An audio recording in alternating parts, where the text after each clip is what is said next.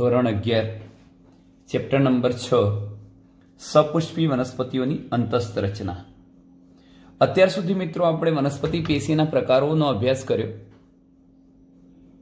એ પ્રકારોમાં સરળ પેશીઓ અને સ્થાયી પેશીઓની ચર્ચા કરી, જેમ કે મૃદુતક, સ્થૂલકોણક, દ્રઢોતક જેવી સરળ પેશીઓને ભણ્યા, સરળ સ્થાયી પેશી।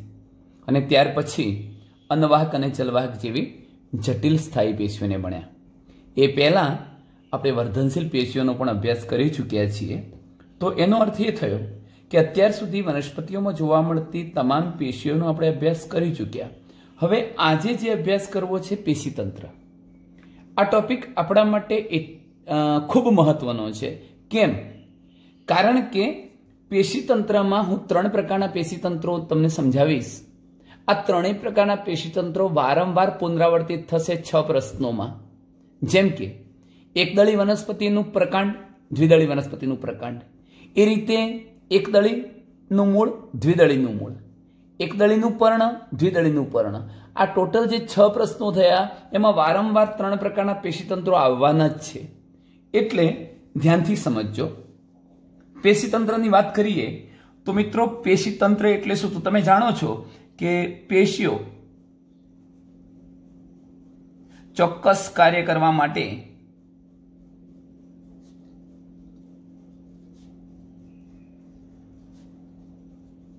ભેગી મળીને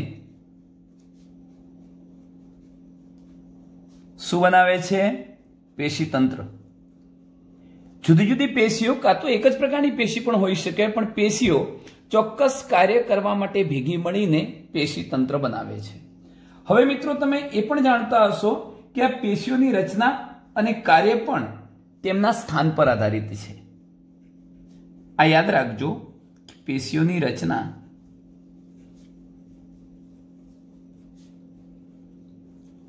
અને કાર્યો તેમના સ્થાન પર આધારિત છે। આનો અર્થ એવો થાય કે કોઈ પણ પેશીતંત્રની રચના કરતી જે પેશીઓ છે એ કયા સ્થાને આવેલી છે એના આધારે એની રચનામાં પણ ફેરફાર હોઈ શકે અને કાર્ય પણ ચોક્કસ હોઈ શકે। તો ટૂંકમાં પેશીતંત્રની રચના કરતી પેશીઓ કયા સ્થાને સ્થાન પામેલી છે એના આધારે એની રચના અને કાર્ય નક્કી થતા હોય છે। હવે તમે જાણો છો કે તેમની રચના અને સ્થાનને આધારે કોની? પેશીઓની રચના અને સ્થાનને આધારે આપણે પેશીતંત્રને 3 પ્રકારમાં વહેંચી શકીએ, અથવા 3 પ્રકારના પેશીતંત્રો હોઈ શકે। કોના આધારે? પેશીઓની રચના અને સ્થાનને આધારે પેશીતંત્રને 3 પ્રકારોમાં વહેંચવામાં આવે છે। તો હવે મિત્રો આપણે આ જોઈશું કે કયા 3 પ્રકારના પેશીતંત્રો છે। ચાલો અહીં જુઓ, વનસ્પતિમાં જે પેશીતંત્રનો આપણે અભ્યાસ કરવો છે એ પેશીતંત્રો મહત્વના છે 3, મુખ્યત્વે 3 પ્રકારના પેશીતંત્રો છે। એમાં હું પ્રથમ પેશીતંત્ર લખું છું અધિસ્તરીય પેશીતંત્ર। અધિસ્તરીય પેશીતંત્ર એક ટોપિક થયો। બીજા નંબરનો ટોપિક હું લખીશ મિત્રો આધાર પેશીતંત્ર, અથવા એને આધારોત્તક પેશીતંત્ર પણ કહી શકો। બીજા નંબરનો ટોપિક છે આધાર પેશીતંત્ર અથવા આધારોત્તક પેશીતંત્ર। અને ત્રીજો પ્રકાર છે જેને આપણે સંવહન, વહન કાર્ય સાથે સંકળાયેલ સંવહન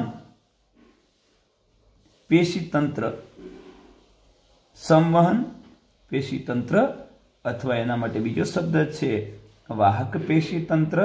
આ પ્રશ્નને આપણે અલગ ટૂંકનોંધ સ્વરૂપે પણ ભણવાના છીએ, વાહીપુલ પણ કહીશું। ચલો મિત્રો, અધિસ્તરીય પેશીતંત્ર, આધાર પેશીતંત્ર અને સંવહન પેશીતંત્ર અથવા તો વાહક પેશીતંત્ર, આમ 3 પ્રકારના પેશીતંત્રો છે। હવે પ્રશ્ન એ થાય કે અધિસ્તરીય પેશીતંત્ર શાનું બનેલું છે? આધાર પેશીતંત્રમાં કયા કયા ઘટકો અથવા આધાર પેશીતંત્ર કયા કયા ઘટકોથી બન્યું છે અને સંવહન પેશીતંત્ર એટલે શું, એ કયા ઘટકોથી બનેલું છે? તો હું અહીંયા ખાલી એક માહિતી તમને આપી દઉં, પછી આપણે જે તે પ્રશ્ન સમજીશું મૂળ, પ્રકાંડ, પર્ણની આંતરિક રચનાઓ, ત્યારે તો સવિશેષ ખ્યાલ તમને આવવાનો જ છે. પણ અધિસ્તરીય પેશીતંત્રમાં આપણે એક તો અધિસ્તરનો ઉલ્લેખ કરવાનો છે, અધિસ્તરનો અભ્યાસ કરવાનો છે. અધિસ્તર અને એની સાથે સંબંધિત જે કંઈ રચના હોય મિત્રો, વાયુરંધ્ર હોય, પ્રકાંડ રોમ હોય, પર્ણરોમ હોય, મૂળ રોમ હોય, ટૂંકમાં અધિસ્તર અને એની સાથે સંકળાયેલી રચનાઓનો સમાવેશ શામાં થાય છે? અધિસ્તરીય પેશીતંત્રમાં. હવે એ જ રીતે જો હું આધાર પેશીતંત્રની વાત કરતો હોઉં તો આધાર પેશીતંત્રની રચના કરતા ઘટકો તરીકે અહીંયા હું કેટલાક શબ્દો લખું છું. બાહ્યક, કોર્ટેક્સ. જો કે મિત્રો બાહ્યક પછીનું એક સ્તર લખું છું અંતસ્તર. આમ તો અંતસ્તર એ બાહ્યકનું જ સૌથી અંદરનું સ્તર છે, એટલે ઘણી વખત અંતસ્તર અલગ ન લખતા માત્ર બાહ્યક લખી શકીએ. પછીનો શબ્દ લખું છું પરિચક્ર. ત્યાર પછીનો શબ્દ લખું છું મજ્જા. ત્યાર પછીનો શબ્દ છે મજ્જા કિરણો. મેં આ જે કંઈ ભાગો અહીંયા લખ્યા છે મિત્રો, બાહ્યક છે, અંતસ્તર છે, પરિચક્ર છે, મજ્જા છે, મજ્જા કિરણો છે, આ બધા ઘટકો ભેગા મળે વનસ્પતિના જે તે અંગને આધાર આપતું આ તંત્ર બનવાનું છે. અને તેથી આપણે એને આધારોતક પેશીતંત્ર અથવા આધાર પેશીતંત્ર તરીકે ઓળખાવીએ છીએ. ચલો, એવી જ રીતે સંવહન પેશીતંત્ર એ મહત્વના બે ભાગોથી બનેલું હશે. એમાં જે બે ભાગોનો સમાવેશ થાય છે એ છે જલવાહક પેશી અને ખોરાકનું વહન કાર્ય કરતી અનવાહક પેશી. ટૂંકમાં મિત્રો જલવાહક અને અનવાહક થી બનતા પેશીતંત્રને સંવહન, વહન કાર્ય સાથે સંબંધિત પેશીતંત્ર કહીશું, વાહક પેશીતંત્ર કહીશું અથવા એને વાહિપુલ પણ કહીશું. કેમ મિત્રો? જલવાહક અને અનવાહકથી રચાતા એકમને જ વાહિપુલ કહેવાય. એટલે ટૂંકમાં આ ટોપિકની અંદર આપણે વાહિપુલનો ઉલ્લેખ કરવો છે. હવે હું તમને થોડીક આછી માહિતી આપી દઉં છું અને ત્યાર પછી મિત્રો આજના ટોપિકમાં આપણે સમગ્ર અધિસ્તરીય પેશીતંત્ર ભણવું છે. ત્યાર પછી આપણે આધાર પેશીતંત્ર અને વાહક પેશીતંત્ર આ બંને ટોપિકને બીજા વિડીયો લેક્ચરમાં સાથે લઈશું. આજે એક જ મહત્વનો ટોપિક આપણે સમજવાનો છે, અધિસ્તરીય પેશીતંત્ર. પણ આ ટોપિકને સમજતા પહેલા હું કેટલીક બાબતો તમારી સમક્ષ રજૂ કરું છું, એને જરા વ્યવસ્થિત સમજજો. જેમ કે મેં અહીંયા એક રચના બતાવી છે.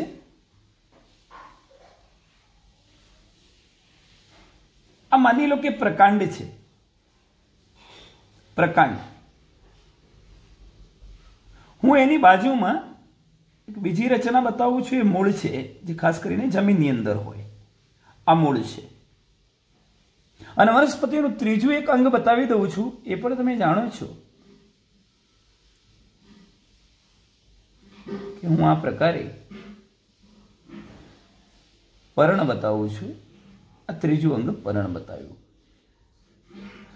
વનસ્પતિમાં ત્રણ મહત્વના અંગ પ્રકાંડ, મૂળ અને પર્ણની આપણે આંતરિક રચનાનો અભ્યાસ કરીશું ત્યારે આપણને દરેકની અંદર ત્રણેય પ્રકારના પેશીતંત્ર જોવા મળવાના છે.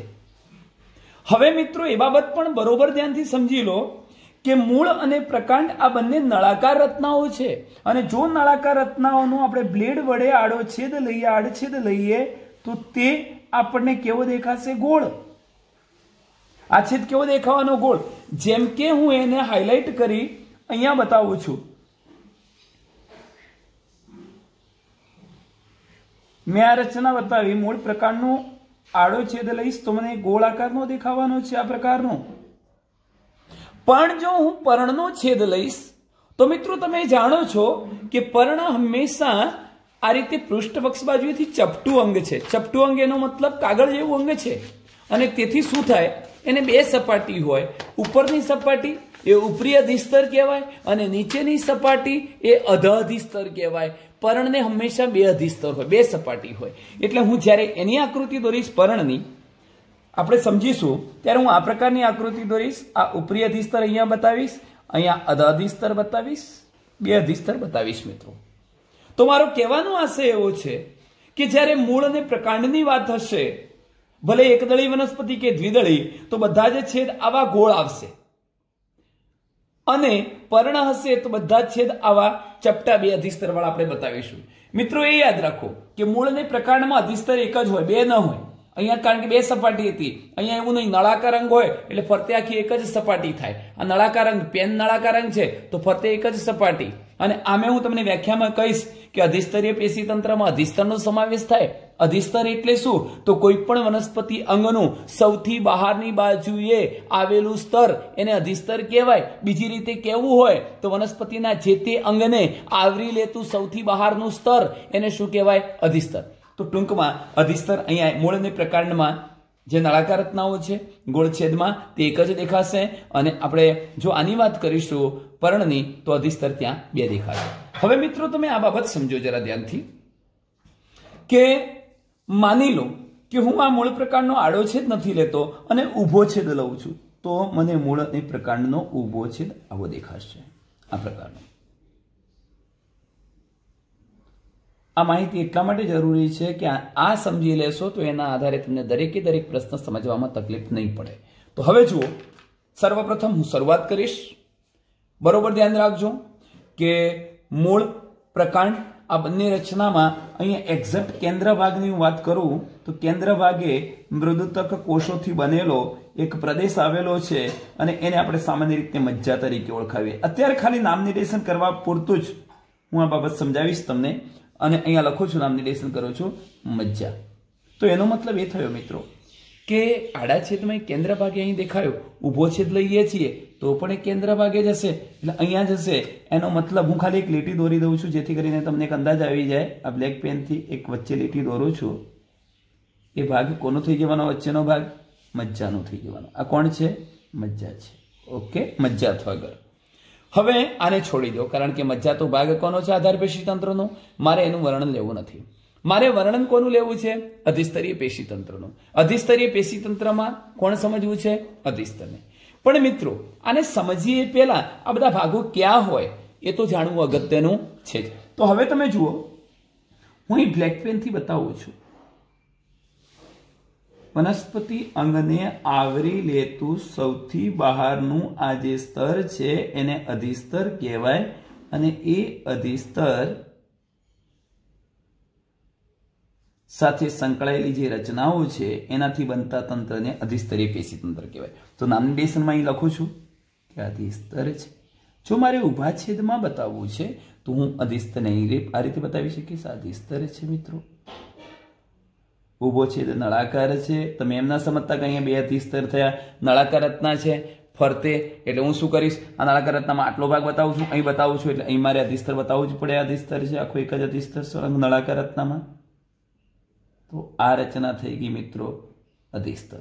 શું થયો? આને નામ આપું છું અધિસ્તર. ઓકે, હવે અધિસ્તરની રચનાની જ આપણે વાત કરવાની છે, પણ જો આધાર પેશી તંત્ર બતાવવાનું હોય તો હું એ પણ તમને કહી દઉં. આમ લીટી ખરેખર ના હોય, અહીંયા મૃદુતક કોષોનો બનેલો સમૂહ હશે, પછી બતાવીશ એક સ્તરીય રચના. પણ હવે બાહ્યક શું છે? તો બાહ્યક એ વિશાળ સ્તર છે, મોટું સ્તર છે, જેથી મેં જગ્યા વધુ બતાવી છે.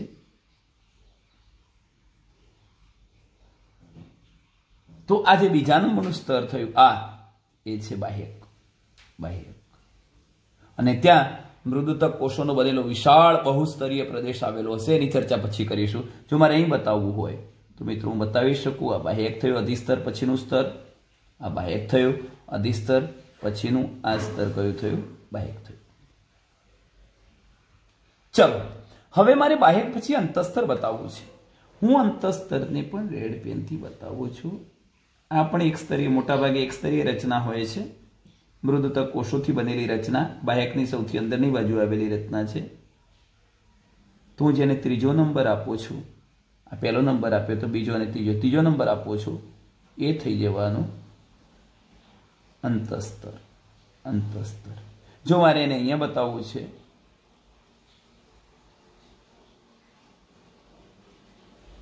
તો આ પ્રકારની જે મેં રચના બતાવી છે એ અંતસ્તર છે. આ ત્રીજા નંબરનું સ્તર શું થઈ ગયું? અંતસ્તર. હવે જોજો, અંતસ્તર પછી હું પરિચક્ર બતાવું છું, અલગ પેનથી બતાવીએ. મોટાભાગે એ પણ એક સ્તરીય રચના હોય છે। હા, સૂર્યમુખી પ્રકાંડ વગેરેમાં બહુસ્તરીય હોઈ શકે તૂટક તૂટક, પણ એની ચર્ચા આપણે પછી કરીશું। આ ચોથા નંબર, જેને ચોથો નંબર આપ્યો છે, આ ચોથો નંબર, ચોથા નંબરની મેં જે આ રચના બતાવી છે મિત્રો, એ છે ચોથા નંબરની રચના પરિચક્ર। શું છે? પરિચક્ર એટલે આ થઈ ગયું પરિચક્ર।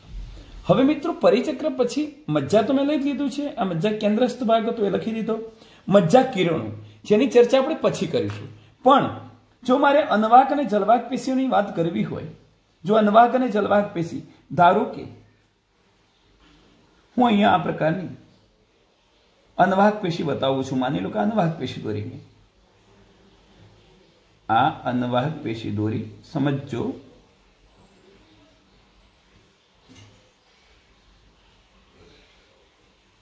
અનવાહક પેશી બતાવી છે। હવે હું ક્યાંક જલવાહક પેશી પણ બતાવું છું। ધારો કે મેં અહીંયા જલવાહક પેશી બતાવી, જલવાહક જલવાહક જલવાહક જલવાહક અને અનવાહક થી જે પેશી તંત્ર બન્યું એને શું કહીએ છીએ? વાહક પેશી તંત્ર। મિત્રો એ પણ કહું કે ઘણી વખત એવું થાય કે આ જલવાહક એને પણ વાહિપુલ ગણીશું, અનવાહકને વાહિપુલ ગણીશું, ઘણી વખત જલવાહક અને અનવાહક ભેગા હશે તો પણ વાહિપુલ ગણીશું। તો વાહિપુલોની વચ્ચે, બે વાહિપુલોની વચ્ચે જ્યાં જગ્યાઓ પડે છે ત્યાં જ મજ્જાના મૃદુતકીય કોષો આ રીતે લંબાયેલા હશે અને એને આપણે મજ્જા કિરણો કહીશું। શું કહીશું? મજ્જા કિરણો। એ ચર્ચા પછી કરીએ છીએ, હાલ એની જરૂરિયાત નથી। મજ્જા કિરણો। હવે તમને સ્પષ્ટ ખ્યાલ આવી ચૂક્યો છે મિત્રો કે અહીંયા હું જલવાહક પેશીઓ બતાવી શકું, અનવાહક પેશીઓ બતાવી શકું, જલવાહક, અનવાહક, મજ્જા કિરણો, આ બધો ભાગ અહીંયા હશે મજ્જાની આજુબાજુ, મજ્જાની આજુબાજુ। ચાલો ઓકે મિત્રો, તમે હવે વિચારો કે વનસ્પતિના જે તે અંગની રચના જોઈએ તો ત્રણ પ્રકારના પેશીતંત્ર જોવા મળે છે: અધિસ્તરીય પેશીતંત્ર, આધાર પેશીતંત્ર અને સંવહન પેશીતંત્ર। અધિસ્તરીય પેશીતંત્રમાં અધિસ્તરનો સમાવેશ થાય છે અથવા એની સાથે સંબંધિત રચનાઓનો પણ સમાવેશ થાય છે। આધાર પેશીતંત્રમાં આપણે બાહ્યક છે, આયર્યું, અંતઃસ્તર, પરિચક્ર, મજ્જા, મજ્જા કિરણો જેવા ભાગોનો સમાવેશ કરીશું। અને વાહક પેશીતંત્ર, સંવહન પેશીતંત્ર અથવા વાહિપુલની અંદર આપણે અનવાહક અને જલવાહક પેશી જેવી વાહક પેશીઓનો અભ્યાસ કરવો છે। ચાલો મિત્રો, હવે આપણે ભણી રહ્યા છીએ અધિસ્તરીય પેશીતંત્રમાં પહેલી રચના કોની? અધિસ્તરની। આપણે યાદ રાખવું છે કે આખું અધિસ્તરીય પેશીતંત્ર 3 માર્ક્સની ટૂંકનોંધ સ્વરૂપે અલગ પૂછાતું હોય છે। એ રીતે આધાર પેશીતંત્ર 2 માર્ક્સમાં પૂછાતું હોય છે, 3 માર્ક્સમાં આ વાહક પેશીતંત્ર પણ અલગ પ્રશ્ન તરીકે પૂછી શકાય। તો આપણે હવે ચર્ચા કરીએ છીએ અધિસ્તરીય પેશીતંત્રની। ચાલો મિત્રો, અહીંયા હું ટોપિક લખીશ અધિસ્તરીય પેશીતંત્ર। શાનું બનેલું છે, કેવું હોય, એનામાં કેવા પ્રકારની રચના હોય, એની વાત કરીશું। જુઓ, હા, એક મહત્વનો મુદ્દો એ પણ કહી દઉં મિત્રો કે આપણે જ્યારે કોઈ પણ મૂળ અને પ્રકાંડની રચના જોઈશું ત્યારે આખો ભાગ ન બતાવતા આપણે અહીંથી ક્યાંક કટઆઉટ ભાગ કરીશું, આટલેથી આટલે સુધીનો। એટલે એનો મતલબ કે અધિસ્તર હું આટલું જ બતાવીશ, બાહ્યક આટલું જ બતાવીશ, અંતઃસ્તર, પરિચક્ર આટલું જ બતાવ્યું। હા, બને ત્યાં સુધી આ ભાગ કદાચ આખો બતાવવાનો આપણે પ્રયત્ન કરીશું, પણ ખાસ કરીને અધિસ્તર, બાહ્યક સુધીની જે રચનાઓ છે એને આખી ગોળ બતાવવાની જરૂરિયાત નથી। આપણે આટલો જ ભાગ આકૃતિમાં સમજવાનો પ્રયત્ન કરતા હોઈએ। હવે ધારો કે મારે અધિસ્તર દોરું છું, આટલું જ દોરું છું, કાં તો પર્ણનું દોરીશ તો આટલું જ દોરીશ, આટલું યાદ રાખો। ચાલો અહીં ધ્યાન રાખજો, કયા તંત્રનો અભ્યાસ કરવો છે? અધિસ્તરીય અધિસ્તરીય પેશીતંત્ર વર્ણવો। આમાં આમ તો આકૃતિ દોરવાની જરૂરિયાત હોતી નથી, ઘણી વખત એમાંથી ટૂંકા પ્રશ્નો પણ પૂછાતા હોય છે। તો આપણે પહેલા તો એક શબ્દ લખી દેવાનું કે અધિસ્તરીય પેશીતંત્ર એટલે શું? તો અધિસ્તર અને તેની સાથે સંબંધિત રચનાઓ અથવા સંકળાયેલી રચનાઓ, જેમ કે વાયુરંધ્ર હોય, પ્રકાંડ રોમ હોય, મૂળ રોમ હોય, એટલે અધિસ્તર અને એની સાથે સંબંધિત રચનાઓ અથવા સંકળાયેલી રચનાઓ દ્વારા બનતા પેશીતંત્રને, રચાતા પેશીતંત્રને અથવા બનતા પેશીતંત્રને શું કહેવાય છે? અધિસ્તરીય પેશીતંત્ર કહે છે। ફરી એકવાર કે કે અધિસ્તર અને એની સાથે સંકળાયેલી રચનાઓ જેમ કે પ્રકાંડ રોમ, મૂળ રોમ, ક્યુટિકલ, આ બધી રચના. તો ટૂંકમાં આપણે અભ્યાસ કોનો કરવો છે? આ ટોપિકની અંદર એક અભ્યાસ કરવો છે અધિસ્તરનો, ઉપરાંત એની સાથે સંકળાયેલી રચના તરીકે ક્યુટિકલ હોઈ શકે, વાયુરંધ્રો હોઈ શકે, આ ઉપરાંત પ્રકાંડ રોમ હોઈ શકે, આ ઉપરાંત મૂળનો અધિસ્તર હોય તો મૂળ રોમ હોઈ શકે. આટલી રચનાઓનો અભ્યાસ કરીએ ત્યારે અધિસ્તરીય પેશીતંત્ર પૂર્ણ થાય છે. ચાલો એમાંથી હવે હું ચર્ચા કરું છું અધિસ્તરની. તો સર્વપ્રથમ તમારે વ્યાખ્યા આપી દેવાની કે અધિસ્તર કોને કહેવાય છે, અધિસ્તર એટલે શું? તો અધિસ્તરીય પેશીતંત્ર અથવા અધિસ્તર એ સંપૂર્ણ વનસ્પતિ દેહને આવરતી રચના છે. વનસ્પતિ દેહને આવરી લેતા સૌથી બહારના સ્તરને શું કહેવાય છે? અધિસ્તર. વનસ્પતિ અંગનું સૌથી બહારનું સ્તર બનાવતી રચના અધિસ્તર અથવા અધિસ્તરીય પેશીતંત્ર.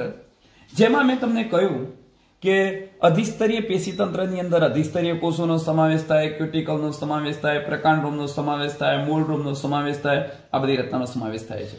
હવે અધિસ્તરની જે વાત કરી એ પ્રાથમિક વનસ્પતિ દેહનું સૌથી બહારનું સ્તર છે એવું મેં તમને કહ્યું. સૌથી બહારના સ્તરને આપણે કયા નામે ઓળખાવીએ છીએ? અધિસ્તર. હવે તે કેવા પ્રકારના કોષોથી બનેલું છે? મિત્રો અહીંયા મેં બતાવ્યું તમને. આ અધિસ્તર જે ખરું ને એ મોટાભાગે મૃદુતક કોષોથી બનેલું છે. તો હું અહીંયા બે પ્રકારની રચના બતાવું છું, કારણ કે મારે મૂળનું પણ અધિસ્તર બતાવવું છે, પર્ણનું પણ અધિસ્તર પ્રકાંડનું પણ બતાવવું છે. જો હું અહીંયા આટલો ભાગ જે દોરી રહ્યો છું આ હું પ્રકાંડનું અધિસ્તર બતાવી રહ્યો છું. અને મિત્રો તમે એ પણ જાણો છો કે મૂળ જમીનની અંદર હોય, હું મૂળનું પણ અધિસ્તર બતાવી રહ્યો છું. બરોબર, ધ્યાનથી સમજજો. અહીંયા હું કેટલીક રચનાઓ બતાવું છું, જેમ કે આ મૂળનું અધિસ્તર છે, સૌથી બહારનું સ્તર. તો એ લંબાયેલા આ પ્રકારના મૃદુતક કોષોથી બનેલું છે. જો લંબચોરસ લંબાયેલા કોષો છે એનું બનેલું છે. ટૂંકમાં લાંબા ચુસ્ત રીતે ગોઠવાયેલા એટલે આંતરકોષીય અવકાશ ધરાવતા નથી. સળંગ કોષોનું બનેલું આ સ્તર, જેને આપણે શું કહી શકીએ? અધિસ્તર. આ પ્રકારનું અધિસ્તર છે. પણ એ પણ યાદ રાખો મિત્રો કે મૂળનું જે અધિસ્તર હોય છે એ સામાન્ય રીતે મૂલાધિસ્તરના નામે ઓળખાય છે. હું કેટલીક આવી રચના બતાવું છું, એ શું છે એની ચર્ચા આપણે પછી કરીએ છીએ. ઓકે, એ તમે જોઈ શકો છો. આ મૂળનું અધિસ્તર છે. તો મૂળનું અધિસ્તર હોય તો મૂલાધિસ્તર કહેવાય. સામાન્ય રીતે પ્રકાંડ અને પર્ણમાં તો આપણે એને અધિસ્તર જ કહીએ છીએ, પણ મૂળના અધિસ્તર માટે નામ આપીએ છીએ મૂલાધિસ્તર. શું કહીશું? મૂળનું અધિસ્તર, મૂલાધિસ્તર. પ્રકાંડ અને પર્ણનું અધિસ્તર છે એમ સમજો, અધિસ્તર. ઓકે, સારું. તો તમે પ્રથમ મુદ્દો એવો લખી શકો કે અધિસ્તર એ વનસ્પતિ અંગનું સૌથી બહારનું સ્તર છે. તે લંબાયેલા એકબીજા સાથે ચુસ્ત રીતે ગોઠવાયેલા કોષોનું બનેલું સળંગ સ્તર છે, એક સ્તરીય રચના છે. જો બીજી રીતે લખવું હોય સરળ ભાષામાં તો મૃદુતક કોષોની બનેલી એક સ્તરીય રચના કે જેના કોષો લંબાયેલા અને ચુસ્ત રીતે ગોઠવાયેલા હોય છે, સૌથી બહાર આવેલું સ્તર છે, જેને આપણે અધિસ્તર તરીકે ઓળખાવી શકીએ. અધિસ્તરીય કોષો એ ઓછા પ્રમાણમાં કોષરસ તથા તેની ફરતે કોષ દિવાલનું અસ્તર અને મોટી રસધાનીયુક્ત મૃદુતક કોષો છે. આનો મતલબ એવો થયો મિત્રો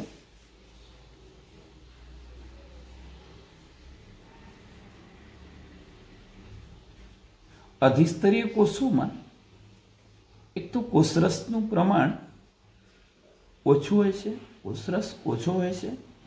બીજા નંબરનો મુદ્દો મેં તમને એ લખ્યો કે આ કોષોની ફરતે કોષ દિવાલ તો હશે સેલ્યુલોઝની બનેલી, એટલે કોષ દિવાલ પણ હોય છે, ફરતે કોષ દિવાલ આવેલી હોય છે, અને કોષની અંદર મોટી રસધાનીઓ પણ આવેલી છે.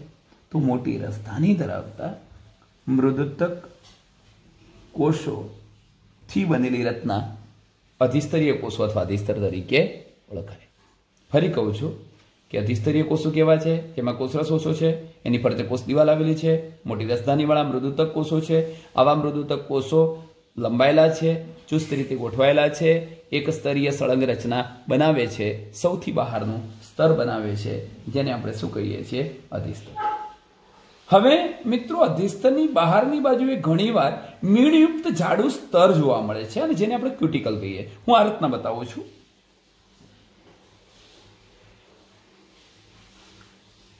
અધિસ્તરની બહારની બાજુએ ઘણી વખત મીણયુક્ત, મીણ જેવું, મીણનું બનેલું જાડું આવરણ જોવા મળે છે અને એ આવરણને આપણે શું નામ આપીએ છીએ, ક્યુટિકલ. ક્યુટિકલ કહીશ. એ ક્યાં છે બતાવું ચાલો. હા, એ પણ યાદ રાખો, ક્યુટિકલ એ પાણી માટે અપ્રવેશશીલ છે મીણનું હોવાથી, અને તેથી એ મૂળમાં જોવા મળતું નથી ક્યુટિકલનું આવરણ. કેમ? કારણ કે મૂળ જમીનમાં હોય, એને તો પાણીનું શોષણ કરવાનું હોય, એટલે મૂળના અધિસ્તર પર ક્યુટિકલનું જાડું આવરણ હોતું નથી. પરંતુ આપણે, હા મિત્રો, મારે એક બીજી રચના સમજાવી છે એટલે હું પહેલા દોરી દઈશ આ પ્રકારની રચના. મારે પ્રકાંડરોમ કે પર્ણરોમની વાત કરવી છે, જે ઘણી વખત બહુકોષીય હોઈ શકે. આ પ્રકારે હું અત્યારે એને પ્રકાંડ પર જોવા મળતી રચના હોય તો પ્રકાંડરોમ, અને મૂળ પર જોવા મળતી રચના હોય તો મૂળરોમ કહીશ. પર્ણ પર જોવા મળતી રચના હોય તો એને પર્ણરોમ કહીશું. તમારે આટલું યાદ રાખવાનું છે કે આ જે મૂળરોમ છે એ મૂળરોમ ક્યાં છે, આ રહ્યો, આ મૂળરોમ. અને મૂળરોમ હંમેશા એક કોષીય રચના છે, બહુકોષીય રચના નથી, યાદ રાખજો. એક જ કોષથી બનેલી રચના હોય. અને આ પ્રકાંડરોમ હોય કે પર્ણરોમ હોય તો એ બહુકોષીય રચના છે. હવે તમે એ બાબત વિચારી લો.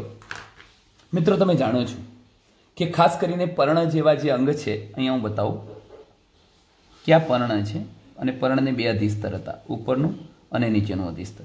હવે ધારો કે પર્ણના અધિસ્તરમાં પણ આ પ્રકારે મૃદુતક કોષો આવેલા હતા. મૃદુતક કોષોનું બનેલું અધિસ્તર હતું, આ ઉપરનું ઉપરી અધિસ્તર અને આ અધ અધિસ્તર. હવે અહીંયા ઘણી વખત આ પ્રકારના છિદ્રો જેવી રચના હોય છે મિત્રો. અહીંયા એના અધિસ્તરમાં બતાવીશ તમને રચના, એ જરા ધ્યાન રાખજો.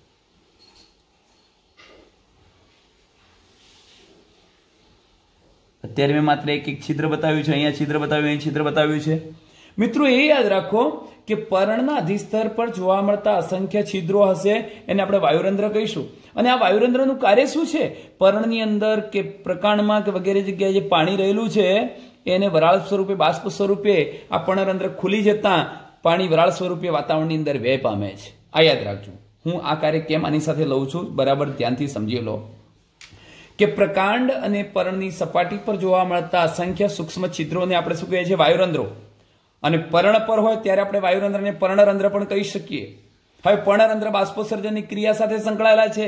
બીજું કે વનસ્પતિને શ્વસનનું કાર્ય કરવા માટે જે ઓક્સિજનની જરૂર છે, ઓક્સિજન આ છિદ્રો દ્વારા અંદર આવે છે અને પ્રકાશ સંશ્લેષણની ક્રિયા દ્વારા મુક્ત થતો, વનસ્પતિને શ્વસન કાર્ય કરવા માટે જે ઓક્સિજનની જરૂરિયાત છે, ઓક્સિજન તો મેળવશે જ, પણ જ્યારે એને પ્રકાશ સંશ્લેષણ કરવું છે ત્યારે વાતાવરણીય કાર્બન ડાયોક્સાઇડને મેળવવાનું કામ પણ કરે છે. જ્યારે શ્વસન કરશે ત્યારે CO2 ને ગુમાવશે અને પ્રકાશ સંશ્લેષણ કરશે ત્યારે O2 ને ગુમાવશે. આમ O2 અને CO2 નો વિનિમય પણ આ છિદ્રો દ્વારા થતો હોય છે. હું એની ચર્ચા કરું છું, પણ એ પહેલા આટલું યાદ રાખો કે પ્રકાંડ અને પર્ણ જેવા અંગોના અધિસ્તર પર બહારની બાજુએ જોવા મળતી જાડી મીણયુક્ત રચનાને ક્યુટિકલ તરીકે ઓળખવામાં આવે છે. તો આ જે આવરણ મેં લાલ પેનથી બતાવ્યું છે મિત્રો, એ શું છે? ક્યુટિકલ. તો હવે ક્યુટિકલનું કાર્ય શું થાય? હા, ક્યુટિકલ ક્યાં નથી હોતું? મૂળના અધિસ્તરીય કોષો પર હોતું નથી, મૂળના અધિસ્તરમાં જોવા મળતું નથી, મૂલાધિસ્તર પર જોવા નથી મળતું. પણ તે ક્યાં જોવા મળે છે? પ્રકાંડ અને પર્ણના અધિસ્તરની બહારની બાજુ જોવા મળે છે. તો અધિસ્તરની બહારની બાજુએ જાડું મીણયુક્ત આવરણ જોવા મળે છે અને ક્યુટિકલ કહેવાય. આ ક્યુટિકલનું કાર્ય શું મિત્રો? તો જે પાણીનો વ્યય અટકાવે છે, કારણ કે પાણી માટે અપ્રવેશશીલ હતું, એટલે ભલે આ છિદ્રો હતા, છિદ્રોમાંથી એને પાણીને જવા દેશે, પણ છિદ્રો બંધ હોય ત્યારે આ અધિસ્તરીય કોષો ગરમીના કારણે જે વરાળમાં પાણીને ફેરવતા હતા એ પાણી અહીંથી ઉડી શકતો નથી. તો ક્યુટિકલ શું કરે છે? પાણીનો વ્યય અટકાવે છે, બાષ્પોત્સર્જનનું નિયંત્રણ કરે છે, એમ કહી શકાય. એટલે ક્યુટિકલ પાણીનો વ્યય, દુર્વ્યય અટકાવે છે. મેં અત્યારે જ કહ્યું મિત્રો કે આવું ક્યુટિકલ ક્યાં નથી જોવા મળતો? મૂળમાં ક્યુટિકલ ગેરહાજર હોય છે. મૂળના અધિસ્તરમાં અથવા મૂળમાં ક્યુટિકલ હોતો નથી. હવે મિત્રો એના પછી જો અમે આટલી રચનાઓની વાત કરી દીધી છે, અધિસ્તર પૂરું થઈ ગયું, ક્યુટિકલ પૂરું થયું. હજી મારે પ્રકાંડ રોમ અને મૂળ રોમનું વર્ણન લેવાનું બાકી છે. પણ મેં તમને આ છિદ્રોની વાત કરી. આ જે છિદ્રો, આવા છિદ્રો અહીં પણ હોય, પ્રકાંડના અધિસ્તર પર પણ હોઈ શકે. તો હવે પછી જે વર્ણન લઉં છું એ વર્ણન કયું છે જરા ધ્યાન રાખો. વાયુરંધ્ર વિશેનું. કોના વિશેનું? વાયુરંધ્રો. વાયુરંધ્રો શું છે મિત્રો? પહેલા તો આપણે એની ચર્ચા કરીએ કે વાયુરંધ્રો એવી રચના છે જે પર્ણના અધિસ્તરમાં હાજર હોય છે. પર્ણના અધિસ્તરમાં પણ હોઈ શકે અને પ્રકાંડના અધિસ્તરમાં પણ હોઈ શકે. તો વાયુરંધ્રો એ પર્ણ અને પ્રકાંડની સપાટી પર આવેલી સૂક્ષ્મ છિદ્રો જેવી રચના છે. આવી સૂક્ષ્મ છિદ્રો જેવી રચનાને વાયુરંધ્ર કહેવાય. અને પર્ણમાં એના માટે આપણે સ્પેશિયલ શબ્દ વાપરીએ છીએ, પર્ણરંધ્ર પણ કહેવાય, પર્ણરંધ્રો પણ કહેવાય. હવે મિત્રો તમને એમ થાય કે આ પર્ણરંધ્રનું કાર્ય શું છે? અત્યારે જ મેં તમને સમજાવ્યું કે પર્ણરંધ્રો કે વાયુરંધ્રો બંને એક જ શબ્દો છે. પણ પ્રકાંડ માટે સ્પેશિયલ આપણે વાયુરંધ્ર જ કહીશું. પ્રકાંડમાં એને પર્ણરંધ્ર ન કહી શકીએ, પણ પર્ણમાં એને વાયુરંધ્ર પણ કહી શકીએ અને પર્ણરંધ્ર પણ કહી શકીએ. તો પર્ણરંધ્ર કે વાયુરંધ્રો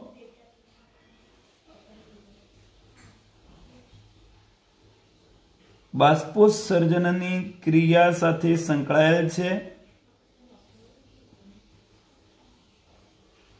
સાથે સાથે એ વાયુઓની આપ-લે કરવામાં પણ મદદરૂપ બને છે. તો એટલું કહી શકીએ આપણે કે વાયુઓની આપ-લે અને બાષ્પોત્સર્જન જેવી ક્રિયાઓમાં એ અગત્યનો ભાગ ભજવે છે. હવે મિત્રો આપણે વાયુરંધ્રની રચના જોવી છે. ચલો વાયુરંધ્રની રચના કેવા પ્રકારની હોય હું એ બતાવું છું. તમે જોઈ શકો છો. હું સ્પેશિયલ જ્યારે વાયુરંધ્રની વાત કરું છું ત્યારે મારે એકદળી અને દ્વિદળી બંનેના વાયુરંધ્રોની વાત કરવી છે. દ્વિદળી અને એકદળી વનસ્પતિની વાત કરવી છે. ચલો દ્વિદળી વનસ્પતિમાં વાયુરંધ્રો કેવા પ્રકારના હોય, કેવી રચના હોય છે બતાવું છું. આ યાદ રાખો મિત્રો.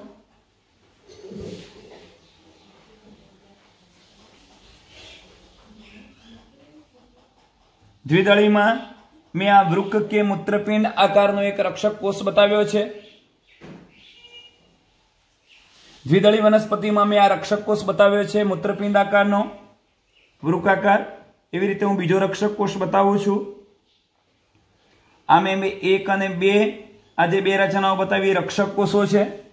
રક્ષક કોષો વડે ઘેરાયેલું એક છિદ્ર બતાવ્યું છે.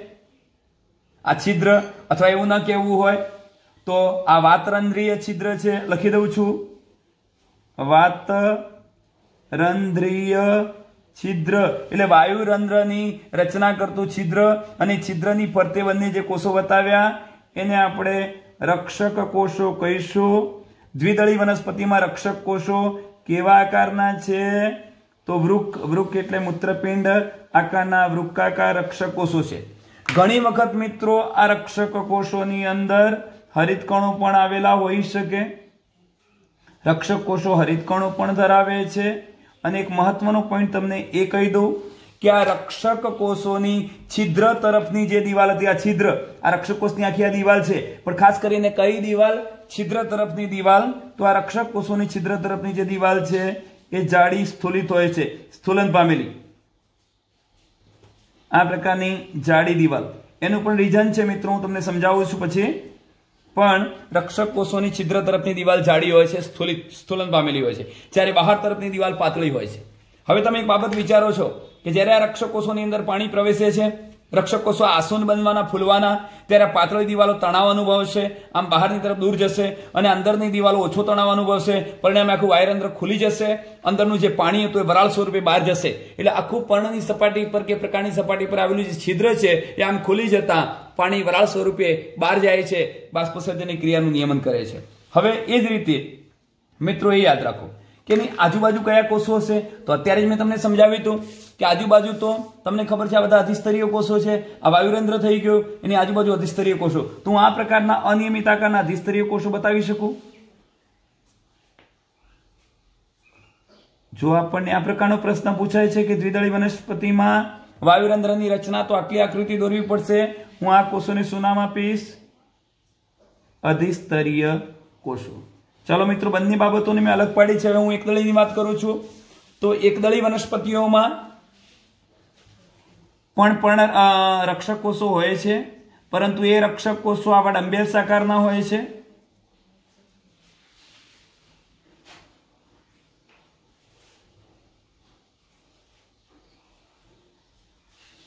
રક્ષક કોષો આ પ્રકારના ડંબેલ્સ આકારના હોય છે. આ રક્ષક કોષોની પણ છિદ્ર તરફની જે દિવાલ છે એ જાડી હોય છે. છિદ્ર તરફની દિવાલ જાડી હોય છે મિત્રો. એ પણ હરિત કણો ધરાવી શકે રક્ષક કોષો, એકદળીના રક્ષક કોષો જે ડંબેલ્સ આકારના હતા. આપણે નામિનેશન કરી લઈએ. અહીં તમે જોઈ શકો છો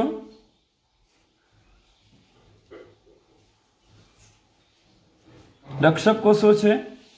આ વાતરંધ્રીય છિદ્ર છે.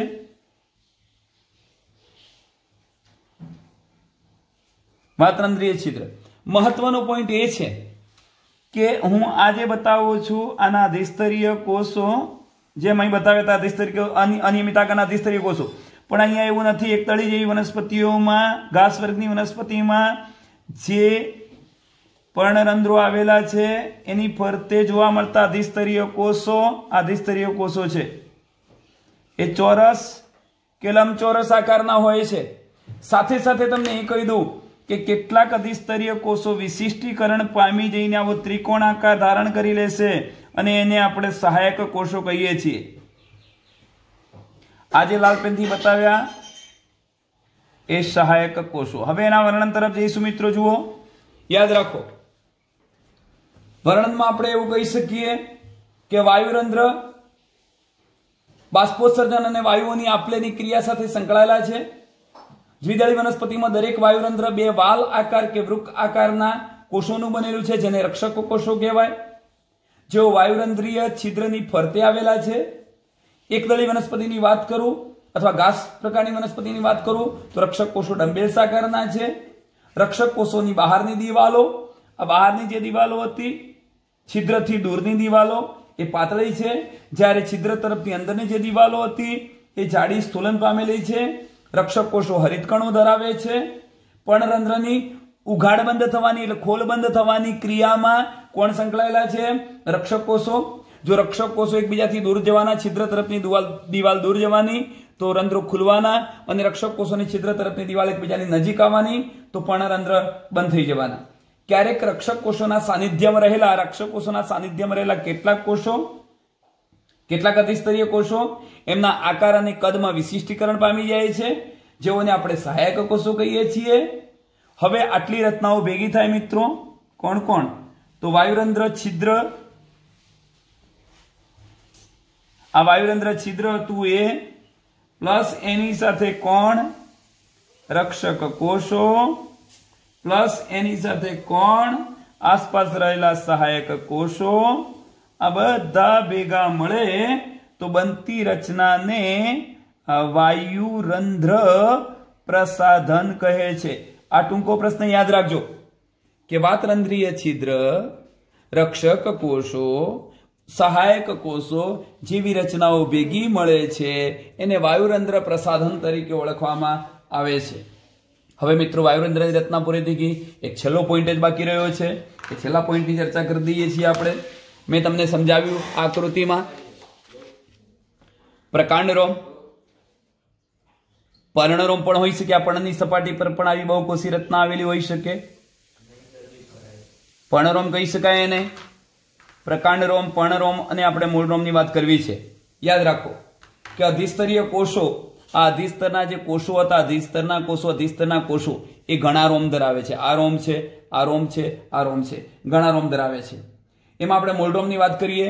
આ મૂળ રોમ છે એ ક્યાંથી લંબાયો છે? તો મૂલાધિસ્તર અથવા મૂળના અધિસ્તરની રચના કરતા જે કોષો હતા એમાંથી અધિસ્તરના કેટલાક કોષો બહારની બાજુ લંબાયેલો બહિરુદ્ધ ભેદ ઉત્પન્ન કરે છે.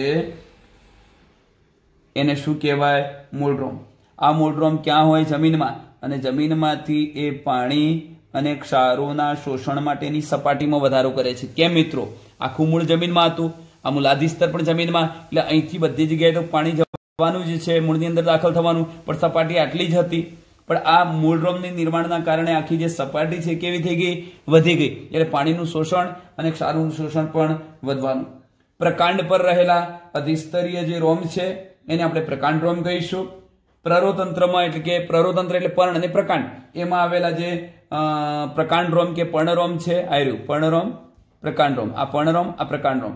તો એ બહુકોષીય હોઈ શકે, તેઓ શાખિત પણ હોઈ શકે, અશાખિત પણ હોય, કોમળ હોય કાં તો પછી સખત હોઈ શકે.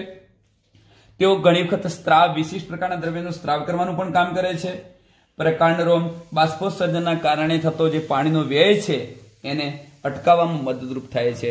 મિત્રો, આટલે સુધીની જે રચના જોઈ એ અધિસ્તરીય પેશીતંત્ર અહીંયા પૂર્ણ થાય છે. અસ્તુ.